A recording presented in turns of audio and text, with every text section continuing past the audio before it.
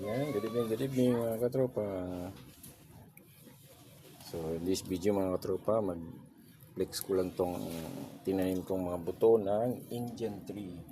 So meron ditong siyam na buto yung tinanim ko dyan, siyam.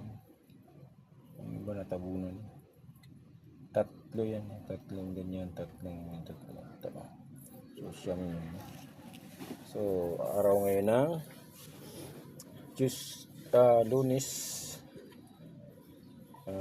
September 22. So may natanim na rin ako diyang 3 piraso. Sinadaanan ko yan na buto na yan mga katrupa pang magbabayad ka sa Meralco. Marami kasi nakatanim doon na Indian tree. So meron din akong Indian tree dito. Ayan o. Ayan. Laki na yan. Ilang beses na akong na trim. Kaya hindi talaga siya nalaki. So umano na yung mga niya, sanga. Dumadami na yung sanga niya.